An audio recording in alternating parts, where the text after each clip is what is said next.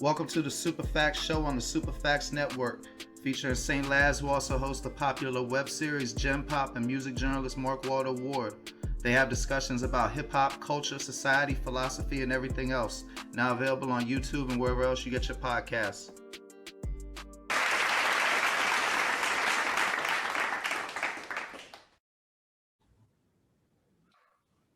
What up, world? It's your boy Mark Walter Ward, Super Facts Show, Super Facts Network. We joined tonight by Beau Young Prince, aka BYP. How you doing today, brother? Hey, I'm feeling fine, my guy. Thank you for having me. Shit, man.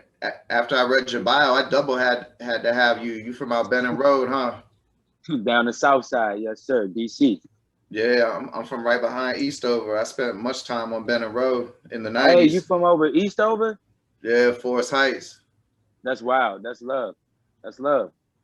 Yeah, Benning Road was live. I used to be out there in like 97, 98. You was out there when it was really, really, really wild. You feel Yeah. me? Like that's a different Benning Road we're talking about. That's so refreshing to talk to somebody to know about the area, you know what I'm saying, in the region. Yes, let's go. Shit. Well, you know, one of the things I was gonna ask you is what's your favorite go-go band? Oh, I would have to say I came up with T.O.B., but if I'm being honest about what I grew up on, everything from Chuck, Rare Essence, you know what I'm saying, like the classics. But you know, I'm a little younger, so like I definitely rock with T.O.B. the hardest. No, like, no you know Backyard? Oh no, I fuck with Backyard for sure. You know, Shit. BG the legend. BG the legend. You know about the Glass Man and Firehouse? They used to have go-go's in that shit. Yes, right? yes, I do. The Glass Man and Firehouse is popping. I was down at the CFE. You know what I'm saying? I did my rounds. Like that was more like before rap was a thing in DC. Everybody was in go-go bands. So like my introduction to kind of performing and stuff, we all was in. Everybody, Joe and so had a band.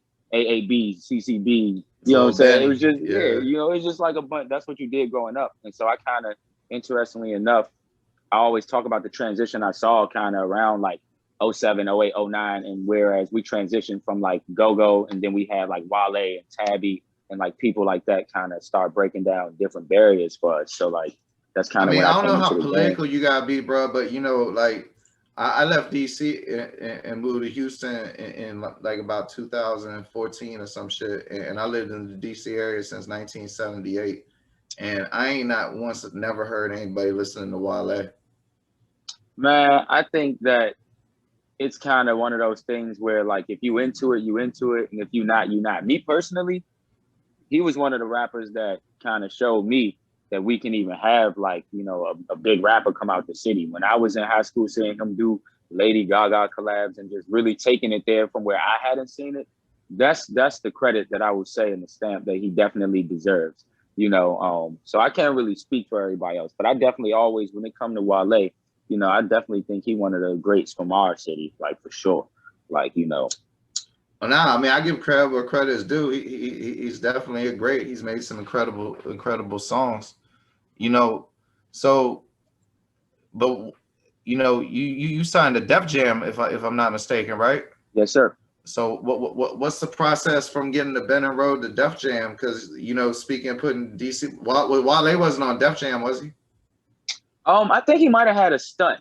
If I'm correct, I think he might have passed through. I'm not sure. I got to double back on that. Because you might be the first DC, or I don't know. Wasn't Doing the Butt? I think Doing the Butt was on Def Jam. Yeah. No, you're right. And actually, what year was that? That was like 88 or some shit. That was because it's about 30. It was 35 years ago. Like 2 years ago was the anniversary of them dropping the Butt by EU. And yes, that's the first. That's major. Like that's when I signed. I tried to make that parallel, because it was all going full circle. I'm like, yo, you go from seeing that in school days, and now we got somebody, you know what I'm saying, born and raised from the South Side. Like it's another one of those kind of like moments that went full circle, especially bringing a major label deal like that to the city. We have artists that are signed, but like, you know, Def Jam, that's a big honor. Like it automatically, to me, put me in a caliber of artist where, you know, you're gonna respect it a little bit more just because of the brand and what they represent. Yeah. You know, them turntables hold weight. Yeah, no doubt. But so what was the process though? How'd you get there? How'd you get to their attention? Man, you know, who signed you? Anybody that makes those decisions is a name, so right. That's a story in and of itself. Right. Yo, so first and foremost, gotta shout out my brother Mike Chavez that brought me in through the Def Jam gates as an A&R. You know, I was in DC doing every show. You know, I built up a real good buzz in the underground. I was throwing my own concerts, selling them out. I was going to different states, LA doing shows, you know, neighboring cities like Philly, you know, New York, things like that, and really getting my rec up. And about 2017, you know, I was going to LA pretty much every other month, recording with my brother TK, TK Kayembe. And, you know, in LA, how the infrastructure works, he was already having meetings with like A&Rs, and they were just like, yo, play us all the stuff with artists you're working with. And he played like Mike, one of my songs, one of them. And that was the last song he even played of the day. And Chavez and him, they hit me up immediately. It was like a call led to an email. And then Chavez came to the city. You know what I'm saying? We chilling up in Northeast in my boy basement. I'm playing him over 100 records. And I mean, dude, a month and a half after that, I'm on a dotted line. The terms were correct. We had worked everything out, and it really happened that way. And obviously, we're skipping the steps of me not turning down every show. You know, I did 100 shows before that. I had millions of streams before the deal. You know, I was putting the real work in. I'm putting my posters up around the city. I'm really doing the street teaming, and it's like just building it up to a point where people see it as a viable thing to buy into. So what was the feeling like, you know, knowing that at least for the immediate future, you're so financially secure that you can concentrate solely on making music? Like, that must have been a tremendous burden lifted off your back. It's different because, you know, as an artist, you kind of work so that you can be free of certain restraints. And I think financially, that's one of the biggest things that will hold an artist back, is you just, you know, not having the funds to just sit back and create. Which leads to not having the time as well. Exactly, because you're going to probably be doing other things to make that money. And, you know, that's what I was doing. I was working a desk job for the government. You know what I'm saying? I was making some decent money, but I was always reinvesting that into merch, reinvesting that into the studio. And so, you know, bringing it up to the point of Def Jam, it's just like, you don't stop once you sign. That's just the beginning. It's like the work is just beginning and it's just cut out. That's the misconception. It's like everybody's like, oh, you know, the deal comes and you out of there. No, the deal comes and it just proves that you have the potential. You got to earn releases. You got to earn spots on like Spider-Man soundtracks. Boy, and things like that. I'm telling you, you got to fight tooth and nail. And thank you for bringing that up, because those are the opportunities that I did to kind of make myself different in the building and in this industry. I go after the sync placements. I've had a song in Spider-Man, Madden, The Sims, Coming to America, Yes Day, The Hate You Give, Basketball Wives. You know what I'm saying? Let's talk about the Spider-Man song real quick, because I mean it's prominent. My daughter, before I even heard of you to do this interview, we all knew that song. You know, my 7-year-old daughter knew a song. I was just playing, like, she been one of the most impressed, because, you know, usually I be interviewing like rap legends from the 90s and shit, and she don't know who No Yuck Mouth is and all of that. Shout out Yuck Mouth straight up. Shout out Yuck Mouth straight up. Yeah, definitely. Shout out Yuck Mouth. But like 10 minutes before you came on, I was like, look, I'm about to interview this dude. Remember this song from the Spider-Man movie? And she's all like, ah! No, bro, it's a beautiful feeling. I've never connected with more kids around the world than at the point in which I dropped Let Go. For one, I felt as though the song was emotional and touched a chord where I lost my uncle. And, you know, in the Spider-Man film, he loses his uncle, and the kids immediately found that parallel. And I mean, I get DMs every day, paragraphs from like high schoolers and younger kids. I do birthday greetings because of that. You know, they want to just talk to the guy that made the song. And I'm grateful because these kids have ran those streams up. We have over 270 million streams, and I just went double platinum off of that. Like, literally, I got the plat coming. You know what I'm saying? And so I'm grateful for those kids. Thank you. And I'm grateful for the people who send those messages, like they're fighting with depression, they're struggling with suicide. This song has gotten people through so many different things. And then I'm really able to see the value of what my work is doing, you know, outside of what it does to validate me. I'm seeing it really help other people. And that was a feeling that is different, because this was a family movie. And then I'm like, yo, it don't hurt to like clean up a record every now and then and put it in like a different type of movie and hit a different type of audience. Because now, you know, the fans that we're bringing in and the demographic, like you mentioned, your daughter is a fan. I talked to Rico Nasty, and her son is one of his favorite songs. You know what I'm saying? And it's just like, that's dope when people say, oh, I ain't meet you yet, but you know what? You in my house, you on Madden, you on the Spider-Man joint. So I really love those types of placements. But I had a procedural question about that though, because, you know, given it's Marvel and, you know, your lyrics contain, you know, elements of the story.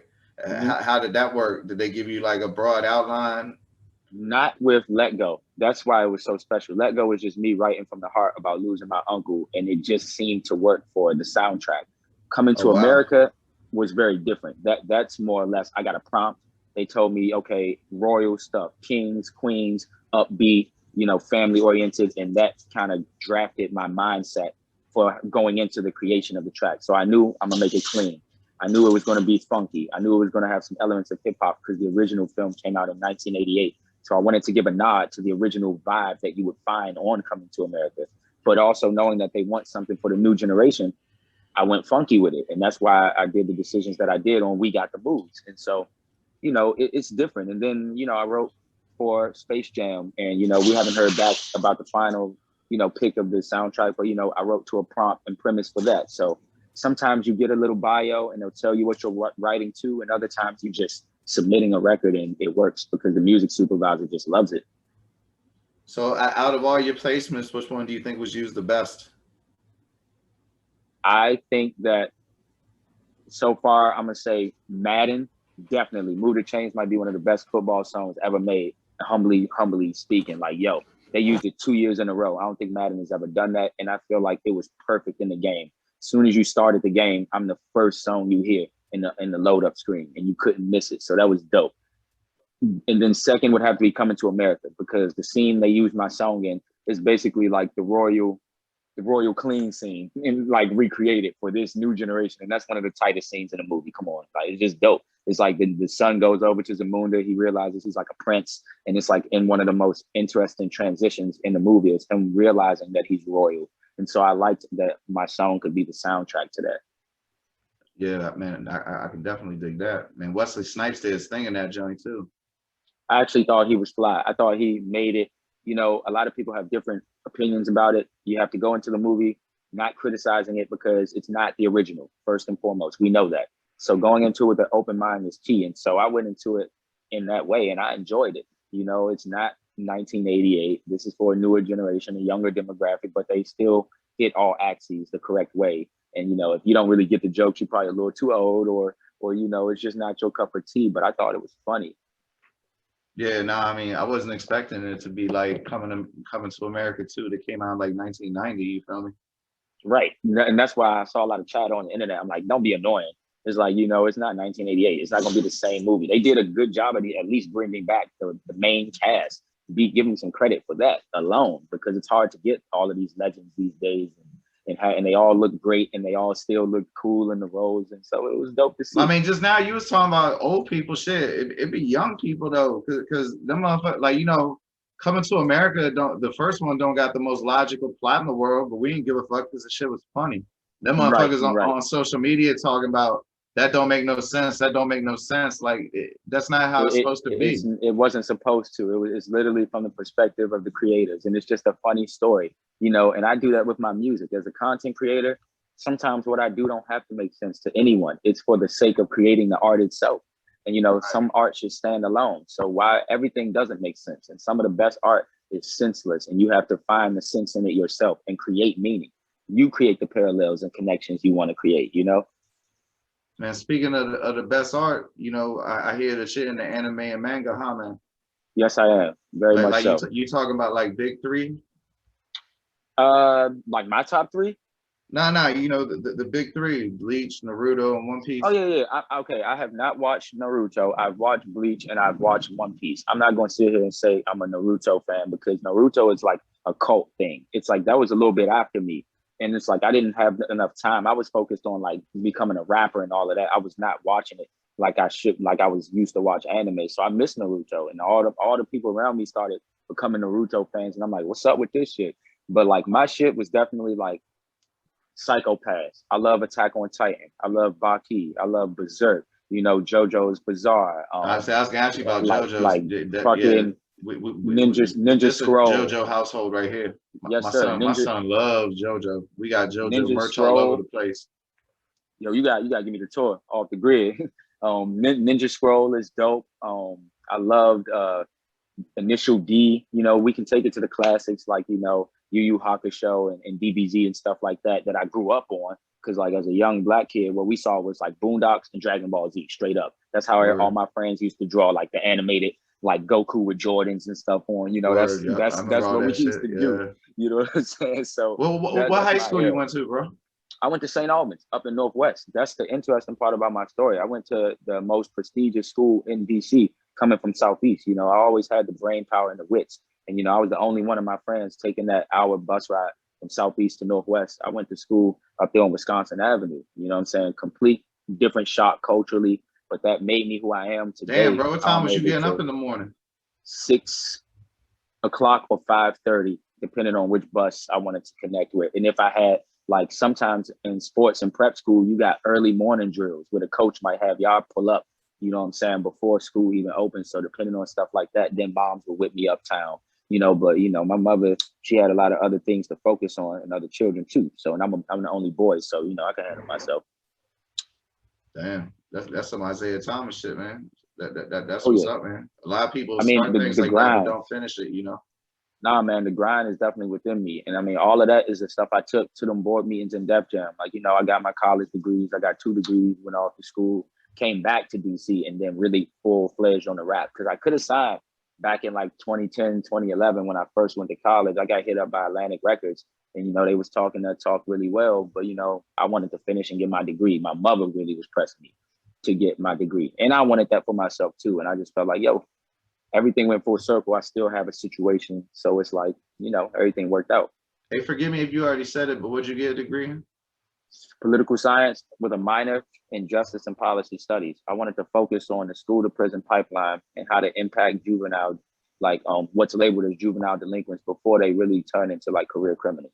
You know what I'm saying? Because if you're going to make any real change, it starts with the kids. So I basically wanted to be the guy that when you first get in trouble, you come meet somebody like me. I'm young, I look like you, I could talk to you, and I can get through to you. That was my whole angle if I were to go that route. You feel me? Same thing I'm doing through the music, but music allows me to be even more approachable, you know? So I'm still doing that mission, but, you know, it's through music. It's something that's going to take investment. There needs to be mediation alternatives, free time, you know, initiatives to provide positive things for kids to do during the free time, Absolutely. better quality of education, you know, get them engaged in school instead of some like road ass bullshit to pass some standardized test. And these are all the things that, you know, I was studying and researching and looking at the projects that succeeded in different cities like Greensboro and certain cities where it worked and it didn't work. And, you know, that's where I figured like we don't need more people just on the street. Like I never wanted to be no cop or nothing like that. You feel me? It's like I wanted to like impact the kids. It's like you got a chance to get through the kids early on, but you have to catch it. You know what I'm saying? But bro, they suspend them for skipping school. Like shit don't even make no sense. It doesn't. And, you know, a lot of these public schools are run just like prisons. And I feel like it's almost a mirrored system in a sense. That's why we talk about that school to prison pipeline. It's almost like you go to this school, it looks like a prison. You walk through metal detectors, it feels like a prison. The way that they organize it, you walking through in line formation, it's like prison. And then it's kind of mentally, subconsciously conditioning you to be cool with that. And it's basically a fast track. Lunch times, controlled movement. It's a fast track to being institutionalized, which is what we do over here. It's like we create a bunch of structures and institutions, and people kind of like you decide which way you're going to be institutionalized, which is why I love this music stuff, because I mean, it's allowed me to break free of those chains. Like, you know, one thing I can say about being a musician is like, you know, I eat off this solely now. And so I make my decisions on my own. You know, I deal with who I want to deal with. You know, I own my LLC and I am the president and CEO. You know, and any deal that I do is a joint venture in reality, because, you know, I already have my business in order. And so that's what I was always in search of, that type of ownership. And so I think, you know, in hindsight, all those lessons just go into how I'm doing my business now. What was your thesis in? Well, my thesis, I studied the school to prison pipeline. So I looked at specifically the causes of it. And I kind of tried to come up with what I would want to work on as solutions to that. And a lot of that is some of the things that you mentioned. Like, it's not just about the school, it's about the home, and it's about the pre-existing conditions of the neighborhood. It's a lot of different things we have to attack, but also it's some of those structures, like what's in the neighborhood, like quality of the education, you know, the quality of like the teachers, a rec center being available, things as simple as that, and alternatives for these kids to just not be lights on the being block. at the motherfucking metro stops on Bennett Road. Straight up. And then nowadays, like, you know, a kid just got murdered inside of like Anacostia Station on camera like a month ago. And you know what I'm saying? It's just straight up on camera. So it's like, you know, when you got a scenario and an environment where, you know, it's heating up and, you know, the kids are influenced by all these things that we see every day, the rap and all of that for sure plays a large role, because now, you know, DC has a DC drill scene, which is like a term that I don't really accept, because it's just, you know, I just call that shit DC trap music, but it's like now it's underneath that drill umbrella, which now it got the youngins acting crazy because they making it on them YouTube pages that's talking about all the hoods in every state, and DC finally on there. So now these kids really taking the mantle up to like really beat them wilding out like the rappers we see in other cities and stuff. And that's never been DC's MO. So, you know, I feel like all of that and what we're talking about is what influences and like impacts these kids. And so, you know, if it's one thing I can do, it's like I'm not a perfect person, but I will be a role model because it comes with the territory and it comes with the responsibility. It's like, let's take it back to Spider-Man. He told him with great power comes great responsibility. Yeah. So, you know, you got to really think of it that way. You know, I'm a big fan of like those superhero stories. And, you know, even with Batman, it's like, you know, this chip on his shoulder. Like, you know, all these characters represent these moral struggles and dilemmas. And that's why I like the anime, because the lead characters always got this type of, you know, they're good, but they're anti-heroes sometimes. You know, sometimes, you know, they're doing these decisions, but it's for the greater good. Like, you could look at Thanos and you could hate Thanos, or you could look at what he really was trying to do, which was like a utilitarian almost approach. It's like, if you can do the least amount of harm and cause the greatest amount of good for the greatest amount of people, then you do that. That's Killmonger was right.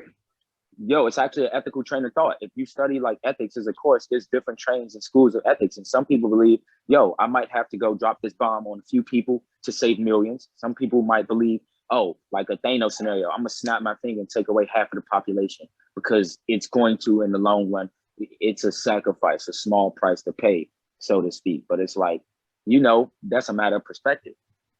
Word. So, like, but you know, also with great contracts come great responsibility. So what's your next music move? Yo, my next music move, man, I'm sitting on great records. Like, I got a record with Hit Boy that I'm really excited about. Got a record with Beat Billionaire that I'm excited about. I mean, the next project is done. It's wrapped up. It's been done. I'm just making new music pretty much every week to stay, you know, proactive and productive. But yo, new music videos. I just booked my first outdoor show in DC in July. So, you know, we're gearing up to get back out there and start touring again, hopefully, if things keep clearing up and, you know, they do whatever they do with the vaccinations and such. So, you know, we getting back on the horse. I'm tired of doing these digital shows from home and setting them up from these random locations. I want to get back out there and feel the people. Like Groovy Gang, we about to load it back up. And so in the meantime, you know, I'm just living with the music that's out there. Like Groovy Lamb is out there on all platforms. I got the singles with Shy Glizzy, Flip De Niro, Young Nudie, still out here heating up, you know, as well as the Coming to America placement that we still riding the thunder off. So like, I'm heating up and I'm working on more movies, working on more games. Really just working. I believe in this game, you have to keep your feet chopping. And so that's directly like, the next single is called Chop. You know, it's all natural. It's all organic. That's what I'm saying. Like, everything is 100% organic. So you can just expect the music, man. So it's coming. Shit, that's what's up. So before we leave, tell them, you know, all your handles, where to find the music at. I don't want to butcher it, so spell that name out. Yes, sir. So you can find me on all socials at Beau Young Prince. That's BEAU Young Prince. BEAU Young Prince. You can go to beauyoungprince.com. You can Google me. I will pop up. Music on all platforms, wherever you can search music, Shazam, whatever. And we got the moves out now. All my DJs out there and people listening. Throw up a clip of you cutting up till we got the moves, and I'm throwing them up on the ground. You know, we got the challenge and everything going on. So, you know, it's BYP. Keep it groovy, baby. Man, that's what's up, bro. Congratulations on all your success. Thanks for your time. And I'd love to talk to you again down the road. Yo, I'll be hitting you up with the new stuff. Thank you, bro. Oh, no doubt. Anytime, man. You take it light. All right. You have a good night. You too, man. Peace. The Superfacts Network, home of Jump Pop, STE, and the Superfacts Show, now available on YouTube or wherever you get your podcasts from. Come check out St. Laz, G from the Shop, and Mark Waldo Ward.